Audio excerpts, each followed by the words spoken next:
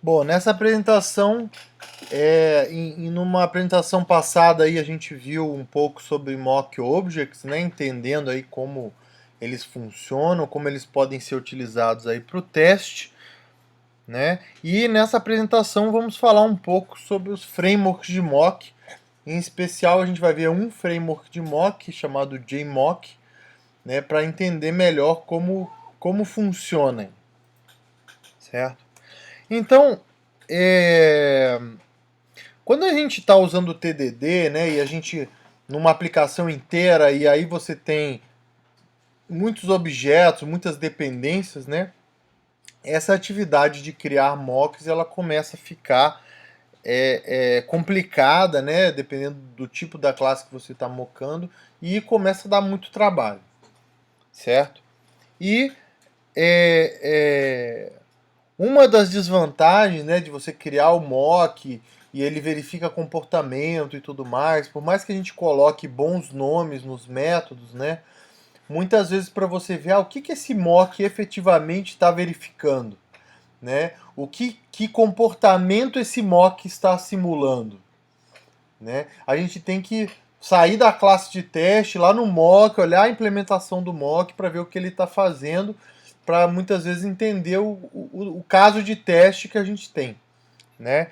Isso daí faz com que o código de teste ele fique de uma certa forma indireto, né?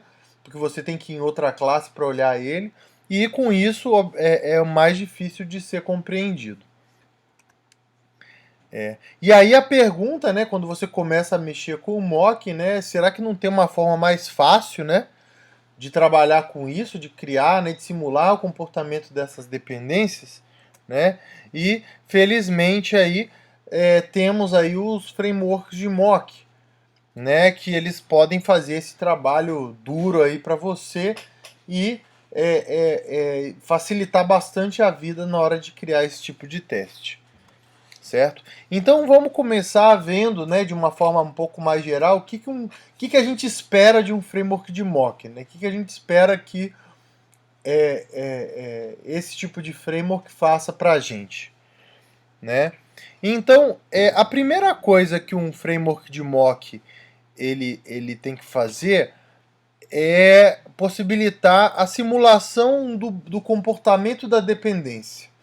Então, o mock que ele criar, eu tenho que conseguir, a partir do framework, fazer com que ele retorne os valores que eu quero, que ele jogue exceções quando eu quiser, de repente que ele possa modificar algum parâmetro que ele está recebendo, certo? Então, aquilo que seria um comportamento da classe, né, da dependência que a minha classe que está sendo testada espera que a dependência faça, eu tenho que conseguir simular esse tipo de comportamento no meu mock, certo? De preferência no próprio método de teste, chegando para o mock e falar, olha, se comporte dessa maneira. Além disso, o framework de mock ele tem que permitir que a gente verifique se o comportamento da classe que a gente está testando em relação à dependência, se ele foi correto. Isso inclui se a ordem de invocações foi correta, se o número de invocações foi correto, se os parâmetros que ele passou para os métodos dessa dependência foram corretos, certo? Então, a ideia dessa parte do mock é estar verificando é, é, as expectativas em relação a como que a classe chamaria isso daí. A melhor parte, né, do mock é permitir que isso seja feito dentro do método de teste. Né? Ou seja, eu não preciso ir lá e criar uma outra classe para criar um mock. No meu próprio método de teste, de uma certa forma, eu já vou chegar e falar assim: olha, cria aí um mock dessa classe ou dessa interface e faz isso, isso, isso para mim. Certo?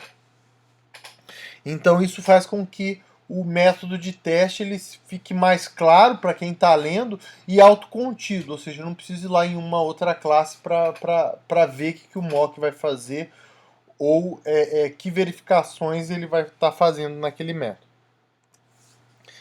certo? Existem aí para Java uma infinidade aí de frameworks para mocks, né?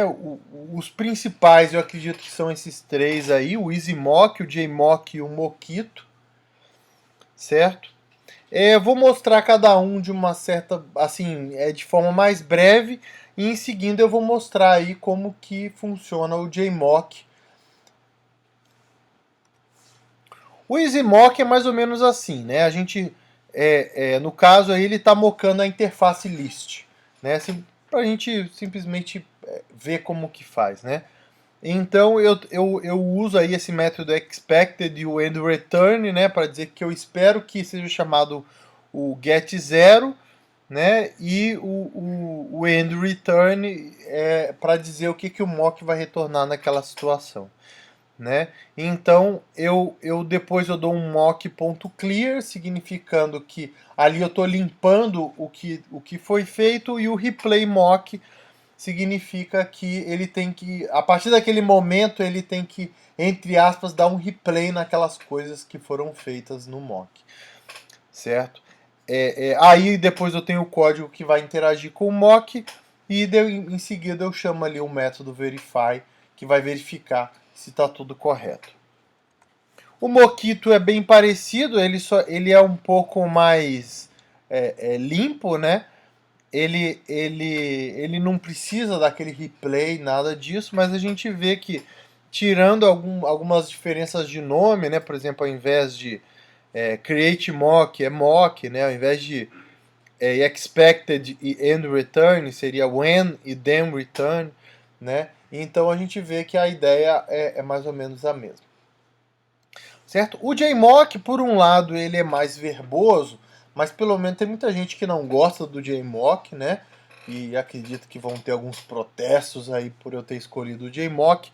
Mas eu pessoalmente eu gosto do JMock por dois motivos. Primeiro, porque ele trabalha com o conceito de interface fluente, né? De forma que você sabe o que parece uma frase o que ele está apresentando. Inclusive, o principal para mim que trabalho com a parte acadêmica disso, né? Por exemplo, quando eu me refiro à interface fluente em algum trabalho, o trabalho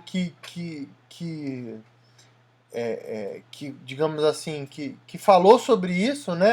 Se eu não me engano, foi publicado no UPSLA. Ele utiliza o JMock como estudo de caso, então ele foi um dos pioneiros aí nessa ideia da interface fluente. Tá? Então, no caso ali, one mock get 0, ou seja, uma chamada de get 0 vai retornar o valor 1. Né? Uma chamada de get 1 vai retornar o valor 2. Né? Certo? E aí você no final, né, o JMock ele tem ele tem um mecanismo que ele já faz essa verificação no final de cada método de teste, e aí você não precisa explicitamente estar colocando um verify, alguma coisa assim. Né, você só tem que colocar esse context checking new expectations e dizer quais são as expectativas do seu mock, certo? Então, por questão de preferência mesmo, de forma nenhuma eu estou tirando o valor dos outros dois, tá? Então, eu acredito que os outros dois eles tenham. Eu não posso afirmar com muita certeza, mas eu sei que o JMock ele é bem completo em termos de funcionalidade. Eu não posso afirmar com certeza se o EasyMock ou o Mockito tem todas essas funcionalidades que eu vou mostrar do JMock, mas como muita gente utiliza, né, eu acredito que muito provavelmente tem, certo? Então, se alguém aí que viu esse vídeo conhece aí o EasyMock ou o Mockito, né, e quer falar um pouquinho das funcionalidades dele, pode deixar um comentário aí no nosso vídeo, que aí fica para quem for assistir posteriormente, certo? Então vamos falar sobre o JMock, vou mostrar aqui um pouquinho como configurar, como é que ele funciona, certo? Bom, esse aqui era o jeito antigo, né, de você configurar o uso do JMock, né? Você tinha que colocar esse run with e uma classe do JMock. O que é esse run with? É uma annotation do JUnit que permite você trocar a classe que vai executar os testes. Tá? Isso acabou sendo um problema porque muitas vezes você precisa de que mais de uma classe, né? Você precisa de usar, por exemplo, 2 frameworks que têm esses test runners e aí gerava um certo conflito, certo? Então, isso aqui está deprecated hoje em dia, né? E a nova forma de utilizar o JMock, né? É usando aí esse @rule, que é uma anotação do JMock para você configurar classes que possam influenciar na execução dos testes, né? Ou seja, rodar antes e depois, né? Que é justamente o que o JMock utiliza para fazer as verificações do mock depois de cada teste. Né? Então a gente cria esse rule, o JUnit rule mockery, né? E aí a gente vai conseguir, a partir dessa classe aí, né, tá criando os mocks, certo?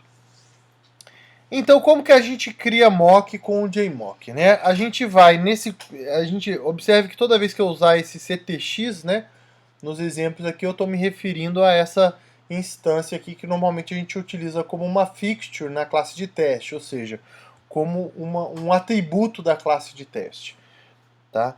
Então a gente vai utilizar o context.mock, né, e passar a interface ou a classe que a gente deseja para a qual seja criado o mock, né?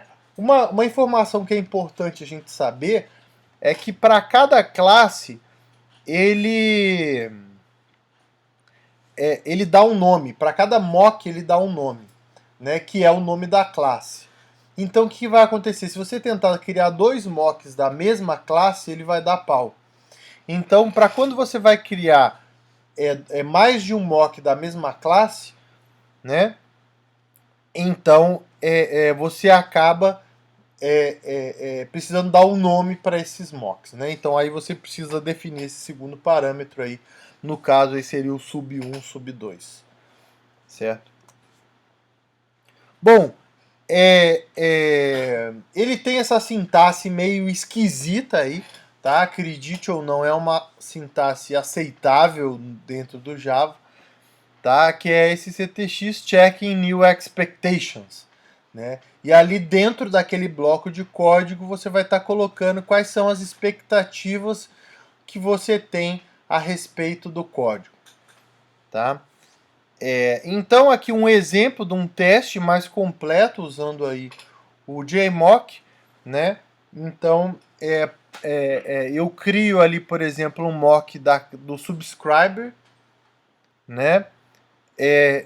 Crio ali a classe publisher, né? Que vai ser quem vai estar, digamos assim, publicando mensagens, né? Nos subscribers. Adiciono aquele subscriber que na verdade é um mock, né? Defino ali a variável da mensagem e aí eu falo, olha, dentro do checking expectations eu digo, olha, eu espero que seja feita uma chamada em S, né, de receive message, tá? Então ali eu estou definindo 2 coisas, que eu espero que seja chamado uma vez o método receive e que o parâmetro desse método receive seja o conteúdo aí dessa variável message, tá?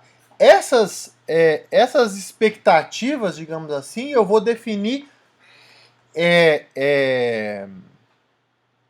antes de chamar a funcionalidade da classe. Tá? Então depois eu chamo lá publisher.publish, que é a funcionalidade que eu estou querendo testar, e aí depois do método de teste, automaticamente o JMock vai verificar se aquelas expectativas se elas foram atendidas ou não. Certo? Esses blocos checking expectations, você pode ter mais de um. Tá? Então, essas expectativas, independente de onde você colocar elas, né, elas só vão ser verificadas no final da execução. Tá? Então você pode definir vários blocos desse onde você quiser. Por exemplo, se você quiser criar um método auxiliar que define expectativas Você pode colocar isso dentro do método auxiliar, que se você, por exemplo, tiver dentro do método de teste algumas expectativas que são específicas daquele teste, você pode... É como se o bloco fosse o mesmo, certo? Então, assim, isso permite que a gente, por exemplo, lá no nosso before, né, no método anotado com before do JUnit, a gente defina expectativas mais gerais, certo? E dentro dos testes a gente defina expectativas mais específicas, tá? Eu, por exemplo, teve uma implementação que eu estava fazendo e aí tinha, por exemplo, um método fábrica, né? Uma classe fábrica que dentro da minha classe que eu precisava mocar para que ela retornasse alguma coisa para que fosse utilizado no teste. Né? Como durante todos os testes ele ia retornar sempre a mesma coisa, o que eu fiz? Eu defini essa expectativa lá no before. Ou seja, ele sempre configura a classe com aquele mesmo mock, define as mesmas expectativas a respeito do que aquela fábrica vai retornar lá no before. Tá? E aí tinham outros mocks que eu precisava criar e fazer expectativas diferentes, e aí esses aí eu fiz dentro de cada teste. A gente viu até agora esse one, né? Certo? Só que a gente tem outras formas de definir quantos métodos vão ser chamados, né? Na verdade, o método one que eu mostrei nos slides anteriores, ele está também deprecated, né? Ou seja, ele está descontinuado, agora se utiliza o one-off, certo? Acreditou-se que o one-off seria, digamos assim, ficaria mais fluente do que simplesmente o one, certo? Então a gente tem o one-off para uma chamada, o exactly any off, então para mais de uma chamada. Então, se eu quiser que seja chamado exatamente 3 vezes, eu vou usar exactly 3 off alguma coisa, né? Eu tenho aí o no máximo, né? Que seria o at most, o no mínimo, que seria o at least, né? O between, que seria entre duas quantidades de valores, tá? E aí a gente tem o allowing e o ignoring, que em termos práticos eles têm o mesmo tem o mesmo significado, que é basicamente esse método ele pode ser invocado, não interessa quantas vezes, certo? E aí o allowing é tipo, permita que esse método seja executado, e o ignoring é meio que, para mim, não interessa se esse método vai ser executado ou não.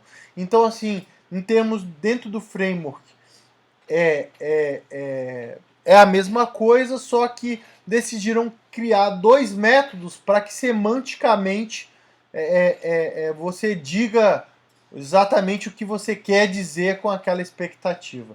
Se não importa ou se simplesmente é permitido que seja feita a chamada. Tá?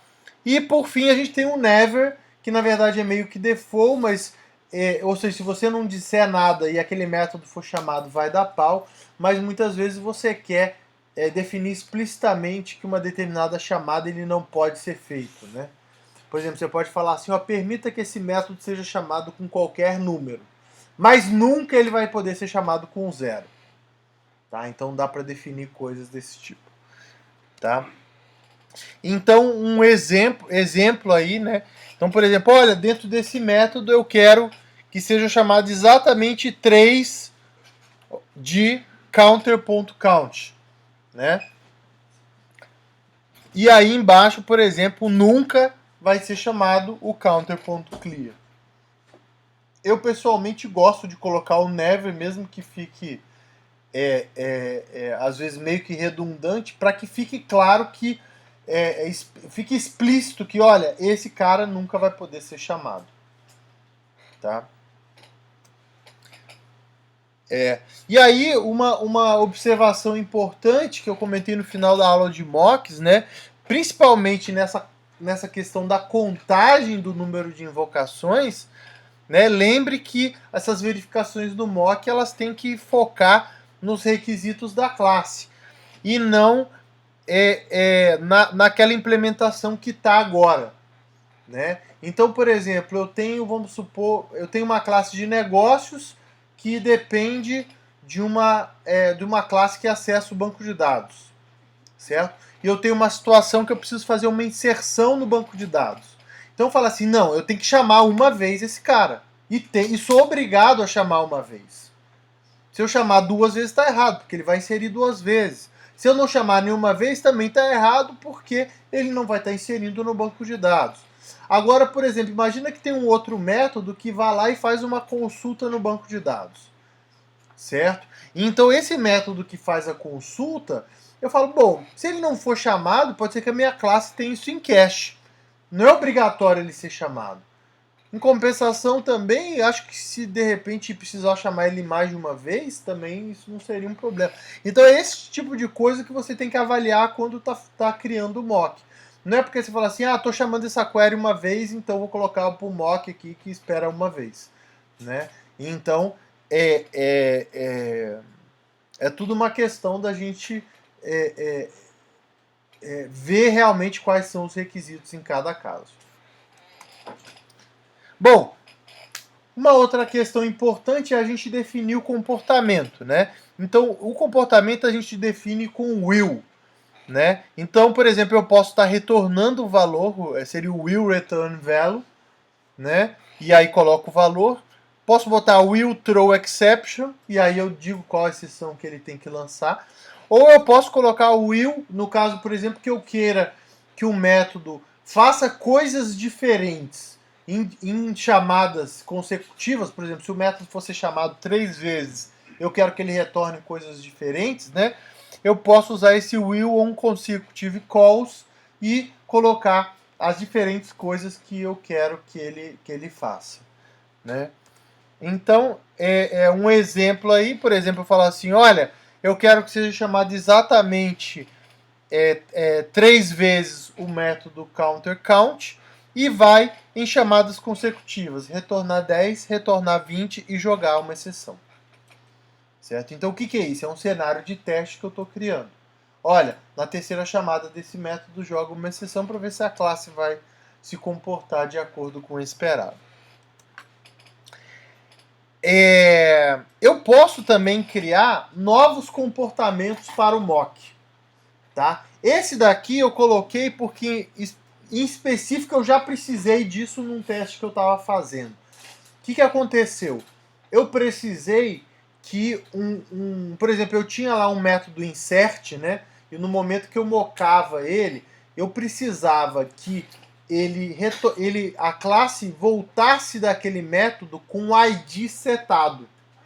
Então eu passava a classe sem ID, eu esperava que o método que inserisse do banco de dados, como ele gerava o ID, me retornasse aquela classe com o ID que ele tinha criado. Né? Porque eu ia precisar disso para fazer outras coisas, como por exemplo gravar no log, etc.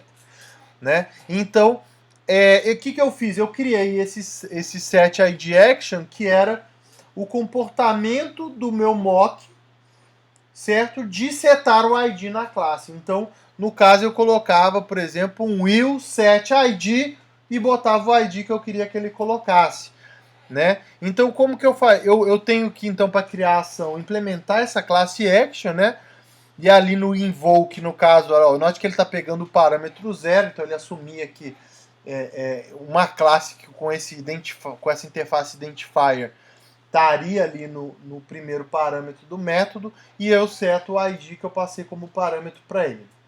Tá? No caso aí, uma implementação bem específica para a minha aplicação, porque ele conhece aí esse identifier, ele sabe que está no primeiro parâmetro e etc. Tá? E aí eu chamo a atenção para esse método estático, setID. Para que serve esse método? Ele é meio que um método fábrica dessa ação, certo? Seria a mesma coisa de eu botar will, new, setIdAction tal. Só que o quê? Ia perder a interface fluente do JMock. Né? Então, eu criei esse método estático para que ao invés de new, setIdAction, etc., eu pudesse colocar will, setID. Tá? Para que fique, ou seja, vai setar o ID e tal. Certo? Então, eu precisei disso só uma vez, né? Mas é uma funcionalidade interessante o JMock ser extensível nesse ponto, permitindo que a gente crie novos possíveis comportamentos, né, dentro do mock. Lembrando que essa definição de como que as dependências se comportam é parte do cenário de teste. Né? Então eu falar assim, olha, agora o meu mock vai jogar uma exceção. O que eu estou querendo fazer? Eu estou criando um cenário de teste onde a minha classe testada tem que lidar com uma exceção por parte da dependência dela. Né? Eu vou lá e vou mandar o meu mock retornar um valor inválido, por exemplo.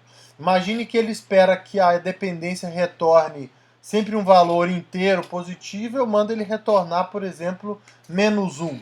Né? Então, eu estou criando um cenário de teste onde eu quero verificar se o meu mock, se a minha classe testada está preparado para um retorno inválido da dependência dela.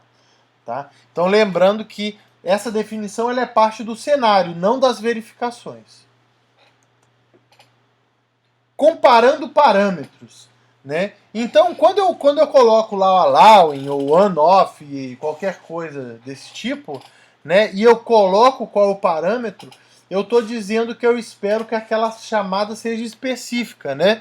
Então, se eu colocar, por exemplo, allowing calculator add on will return value 3, ou seja, aquilo só serve para quando eu passar 1 e 1 como parâmetro. E o de baixo só serve quando eu passar 2 e 2 como parâmetro. Então, a partir do momento que eu fixar o parâmetro, se eu fizer aquela chamada com outro parâmetro, não é considerada a mesma chamada. Agora, eu não preciso especificar exatamente qual que é o valor do parâmetro. Eu tenho esses caras aí que são os matchers, né, que permite que eu defino, por exemplo, sempre usando esse with, né, alguma condição, né, para que ele seja chamado. Né? Então eu coloquei aí, por exemplo, permitindo que em calculator seja chamado a raiz quadrada com valor menor que 0 e ele vai jogar um illegal argument exception. Ou seja, o que eu estou falando?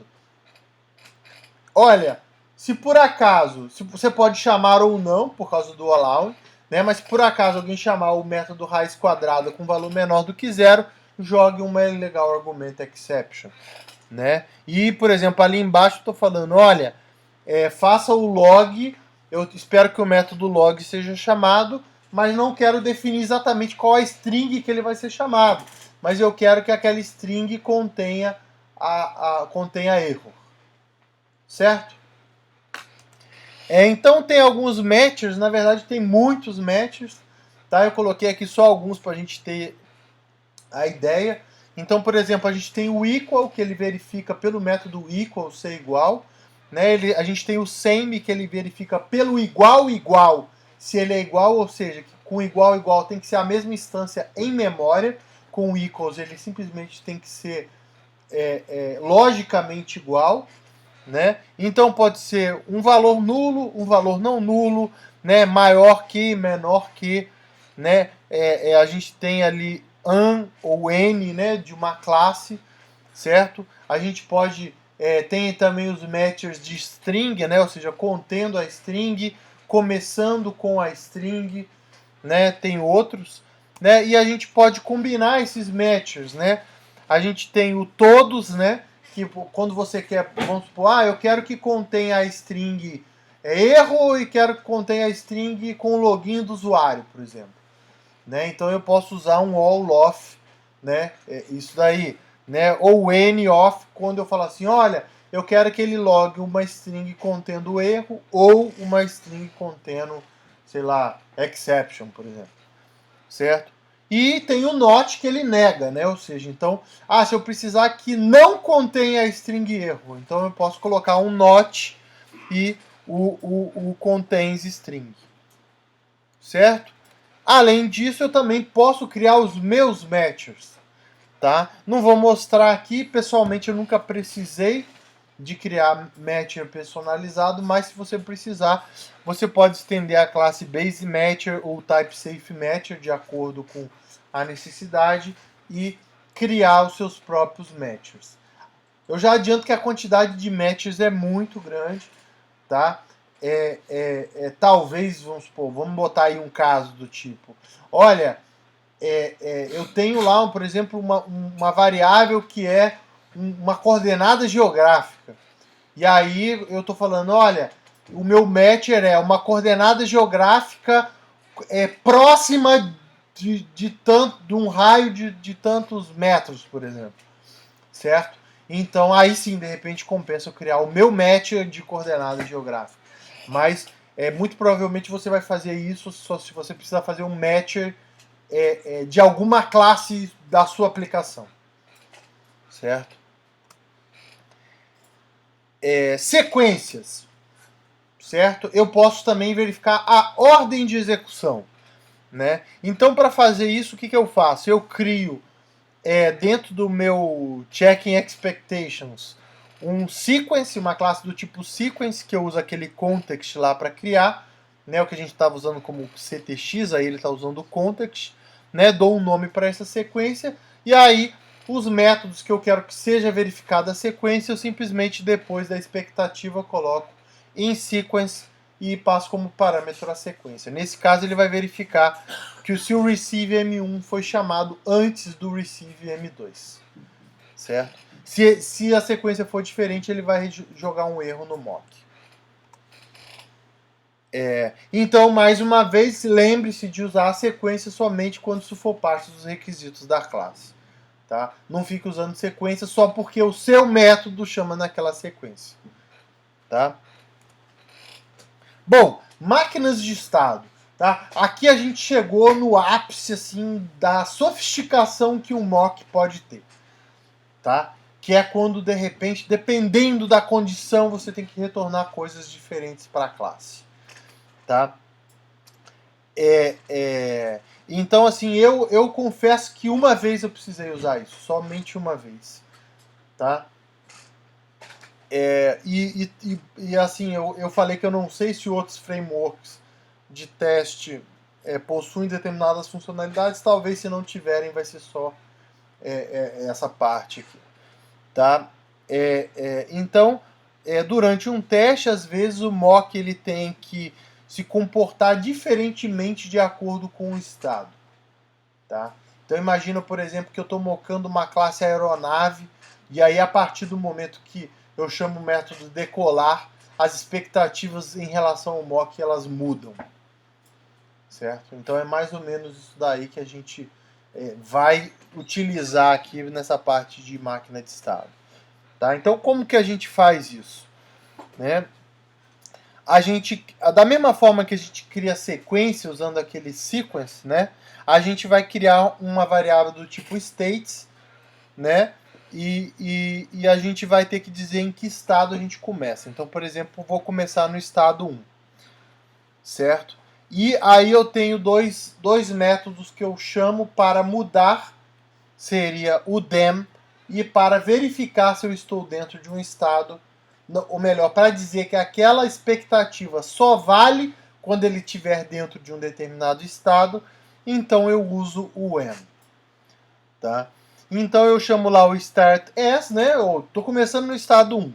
Então eu fiz uma determinada chamada de método, então eu coloco lá then s is state 2, né? Ou seja, então agora eu estou no estado 2. Né? E aí eu defino uma nova expectativa e falo when s is state 2. Né? Ou seja, então quando aquela expectativa só vale para quando eu estiver no estado 2.